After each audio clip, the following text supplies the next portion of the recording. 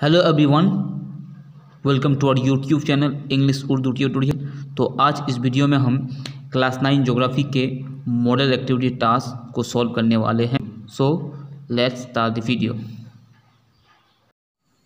एक नंबर सवाल, निज़ाम शमसी के तमाम सैयारों में ज़मीन ही जानदारों की वाहिद रिहाइशगाह है, इस जुमले की वजाहत कीजिए। तो कहने का मतलब है कि निज़ाम शमसी में जितने भी सैयारे हैं उनमें से ज़मीन ही एक ऐसा सैयारा है जिसमें जानदारों की रहने की काबिल है। ये जानदार इसमें पाए जाते हैं। इसकी क्या वजह है, इस जुमले की वजाहत कीजिए। तो देखिए, earth as the home of humankind, ज़मीन इंसानी रिहाइशगाह की शक्ल में। तो ज़मीन पर जानदारों की मौजूदगी के लिए हस्ब ज़ैल मुनासिब हालात मौजूद है। ठीक है, तो पहले देखिए, एक नंबर मुनासिब दर्जा हरारत। हमारी ज़मीन पर जो है मुनासिब दर्जा मतलब एवरेज टेम्परेचर पाए जाते हैं जो इंसान के लिए मतलब मुनासिब होते हैं। तो यहाँ पर बताया कि हमारी ज़मीन जो है सूरज से मुनासिब दूरी पर है, ज़्यादा दूरी पर भी नहीं है और करीब में भी नहीं है। मतलब अगर ज़्यादा दूर होगा तो सर्दी ज़्यादा होगा और ज़्यादा करीब होगा तो गर्मी ज़्यादा होगा। तो इसलिए हमारी ज़मीन जो है सूरज से मुनासिब दूरी पर है, इसलिए यहाँ पर जिसकी वजह से यहाँ पर मुनासिब टेम्परेचर पाए जाते हैं। तो यहाँ पर आप लोग देख सकते हैं, वीडियो को पॉज करके मैं आप लोगों को यहाँ पर समझा देता हूँ ऐसे ही। नंबर 2 है पानी की मौजूदगी। और एक बात, हमारी ज़मीन की खासियत ये भी है कि हमारी ज़मीन पर जो है पानी की मौजूदगी है। यहाँ पर पानी पाए जाते हैं, जिसकी वजह से पानी पाए जाने की वजह से यहाँ पर जानदार मौजूद है। नंबर 3 है मुनासिब कुर्राबात, मतलब एटमॉस्फेयर भी है। यहाँ पर हम लोग जानते हैं कि एटमॉस्फेयर किसे कहते हैं।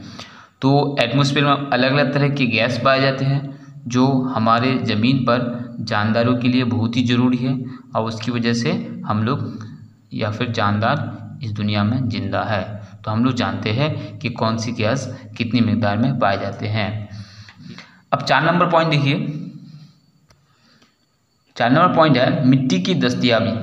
और हमारी ज़मीन पर क्या है, मिट्टी भी पाई जाती है, जिसकी वजह से यहाँ पर अनाज उगते हैं। अब मिट्टी कैसे बनते हैं, देखिए, वो चट्टानों से टूट फूटने की वजह से तश्कील होती है। तो मिट्टी जो है हैवानात और नबातात दोनों पर बहुत ही गहरा असर डालती है।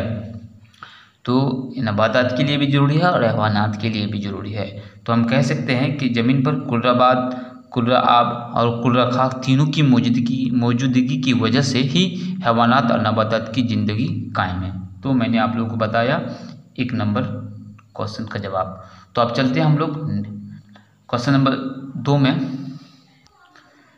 क्वेश्चन नंबर 2 है दिन और रात की लंबाई में फ़र्क होने की असबाब को नक्शा बयान करो। नक्शा के साथ बयान करो। दिन और रात की लंबाई में जो फ़र्क होते हैं उनकी वजह क्या है। तो यहाँ पर देखिए, दिन और रात की लंबाई में फ़र्क। तो यहाँ पर दिन और रात की लंबाई में फ़र्क जो है उसकी 3 वजह है यहाँ पर। ठीक है, तीन बहुत ही इम्पोर्टेंट वजह है यहाँ पर जो हमारी ज़मीन पर दिन रात की लंबाई में फ़र्क होती है, वो 3 वजह है। 1 नंबर देखिए, ज़मीन के मोहर का मदार की सतह पर झुके रहना। ठीक है, ज़मीन अपने मोहर पर जो है या फिर मदार पर झुके हुए रहते हैं। दूसरा है ज़मीन के मोहर का हमेशा एक ही तरफ झुके रहना, और ज़मीन जो अपने मोहर पर झुके हुए हैं वो एक ही तरफ झुके हुए हैं। तीसरा पॉइंट है ज़मीन की साला गर्दिश। इन तीनों की वजह से क्या होता है, दिन और रात की लंबाई में फ़र्क होता है। तो यहाँ पर इस तीनों पॉइंट को लिखना है, उसके साथ जो है इन तीनों पॉइंट को जो है मुख्तसर तौर पर बयान करना है, जो यहाँ पर मैं आप लोगों को बताया हूँ। तो देखिए, 1 नंबर ज़मीन के मोहर का मदार की सतह पर झुके रहना। तो यहाँ पर लिखा है, देखिए, ज़मीन का मोहर अपने मदार की सतह पर 90 डिग्री के मकाम पर 66.5 डिग्री झुका हुआ है। ठीक है, ये हम लोग जानते हैं। यानी मोहरी खत अमूदी हालत से 23.5 डिग्री झुकी हुई है। तो यहाँ पर इस तरह से जो आप लोग ये पॉइंट को भी लिखना है। दूसरा पॉइंट देखिए, ज़मीन के मोहर का हमेशा एक ही तरफ झुके रहना। ये भी देखिए, ज़मीन की सालाना गर्दिश के वक्त पूरे साल ज़मीन की मोहरी खत मदार की सतह पर हमेशा एक ही तरफ झुकी रहती है, तो इसकी वजह से भी दिन रात की लंबाई में फ़र्क होता है। 3 नंबर पॉइंट देखिए, आखिरी पॉइंट है ज़मीन की सालाना गर्दिश। ज़मीन की सालाना गर्दिश की वजह से शुमाली और जनूबी नुस्फ़ कुर्रा बारी से सूरज के सामने आते रहते हैं, कभी शुमाली नुस्फ़ कुर्रा और कभी जनूबी नुस्फ़ कुर्रा, जिसकी वजह से दिन और रात की लंबाई में फ़र्क होता है। तो यहाँ पर 3 वजह है, इन तीनों वजूहात की वजह से दिन और रात के लंबाई में फ़र्क होता है। तो तीनों को यहाँ पर बयान करना है मुख्तसर तौर पर। तो अब चलते हैं क्वेश्चन नंबर 3 में। क्वेश्चन नंबर 3 है, रवायती और गैर रवायती तवानाई के चराई के दरमियान फ़र्क हो वाज़ह करें। ठीक है, यहाँ पर फ़र्क लिखना होगा। कन्वेंशनल सोर्स ऑफ एनर्जी और non conventional source of energy के डिफरेंस लिखने होंगे। तो देखिए, यहाँ पर सबसे पहले हेडलाइन लिखिएगा, difference between conventional and non conventional source of energy. उसके बाद नीचे जो है उर्दू में लिखिएगा। तो ठीक है, यहाँ पर देखिए, एक तरफ रवायती तवानाई के जराए और दूसरी तरफ गैर रवायती तवानाई के जराए। ठीक है, ये फ़र्क यहाँ पर 7 फ़र्क मैं आप लोगों को बताऊंगा, तो इनमें से कम 5 लिखना ही है।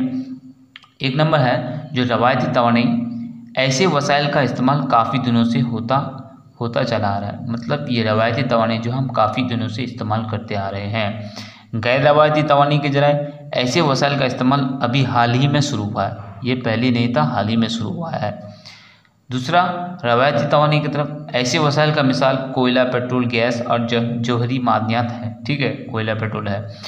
और दूसरा, गैर रवायती की तरफ ऐसे तवानाई के ज़राए की मिसाल शमसी तवानाई, ज्वारी तवानाई, हवाई तवानाई, ज़मीनी हरारती तवानाई वगैरह अहम हैं। तो ये बहुत ही इम्पोर्टेंट है। 3 नंबर, ये जखेरा वसाइल है। ऐसे वसाइल को ना पैदा किया जा सकता और ना इनका फ़रोग, तो इसको हम पैदा भी नहीं कर सकते नहीं फ़रोग। 3 नंबर, गैर रवायती में ये रवा वसाइल है जो एक दफ़ा इस्तेमाल के बाद ख़त्म नहीं होते। मतलब ये ऐसा रवायती तवानाई है, ऐसी तवानाई है जो एक बार इस्तेमाल करने के बाद कभी ख़त्म नहीं होता है और ये ख़त्म हो जाते हैं। 4 नंबर, ऐसे वसाइल की लागत काफ़ी ज़्यादा होती है। इसकी लागत काफ़ी ज़्यादा होती है, इसकी लागत बनाए नाम होती है। ठीक है। 5 नंबर, इसके देखभाल वगैरह पर ज़्यादा खर्च होता है। कन्वेंशनल सोर्स ऑफ एनर्जी में क्या होता है, खर्चा ज़्यादा होता है इसकी देखभाल के लिए। 5 नंबर, गैर रवायती तवानाई की तरफ इसकी देखभाल में काफ़ी कम खर्चा होता है। ठीक है, इसमें कम खर्चा लगता है। 6 नंबर, इन वसाइल के इस्तेमाल से आलूदगी फैलती है, जैसे कि कोयला, पेट्रोल, गैस अगर इस्तेमाल करते हैं तो माहौल की आलूदगी होती है, इससे आलूदगी नहीं होती है। 7 नंबर, इसकी पैदावार वसी पैमाने पर होती है, इसलिए इसका इस्तेमाल सनतों और दीगर बड़े कामों में होता है। तो इसकी पैदावार जो है काफ़ी होती है, इसलिए इसका इस्तेमाल सनतों और दीगर बड़े कामों खास कामों में होता है।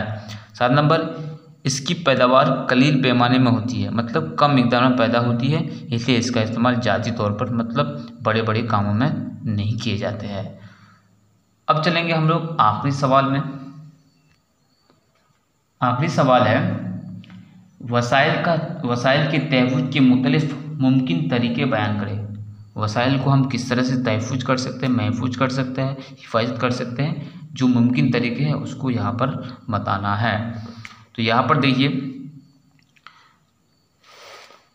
इसका जवाब ये लिखना है, वसाइल के तहफ़्फ़ुज़ के लिए हस्बजल बातों पर ध्यान देना जरूरी है। मतलब ये लिखना है।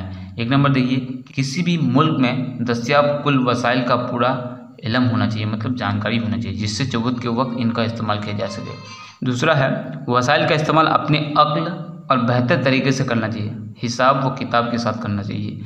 तीसरा है, तरक्की याफ्ती तकनीक की बदौलत वसाइल की खुसूसियत में इजाफा करने की कोशिश करनी चाहिए। 4 नंबर है जो वसाइल महदूद व मिकदार में हैं वैसे वसाइल का इस्तेमाल ज़रूरत के कामों के लिए ही की जानी चाहिए। मतलब वसाइल को ज़रूरत के काम के मुताबिक इस्तेमाल करना चाहिए, बिला ज़रूरत नहीं। 5 नंबर वसाइल को इस तरह फ़रोग करने की कोशिश करनी चाहिए जिससे इनकी पैदावार में इजाफा हो। वसाइल को इस तरह से इस्तेमाल करने के लिए करना है जिस तरह से इसकी पैदावार में इजाफा हो। जैसे फसलों के अदल बदल की जरिए मिट्टी की जरिए से ज़्यादा दिनों तक बनती रहती है, मिसाल के तौर पर। 6 नंबर ऐसे वसाइल जो निदारत है इनके मकाम पर इनकी मुतबादिल वसाइल का इस्तेमाल करना चाहिए। मतलब जो एक मुय्यन मिकदार में है उस वसाइल के बदले में कुछ दूसरे वसाइल का इस्तेमाल करना चाहिए। तो ये हो गया वसाइल के तहफ़्फ़ुज़ के मुमकिन तरीके। तो मैंने आप लोग को बताया। और अगर क्लास 9 की मॉडल एक्टिविटी और बाकी सब्जेक्ट के आप लोग देखना चाहते हैं तो उसका लिंक मैं डिस्क्रिप्शन बॉक्स में दे दूँगा, तो आप लोग वहाँ पर जाके देख सकते हैं। So thank you for watching, thank you for listening, have a beautiful day.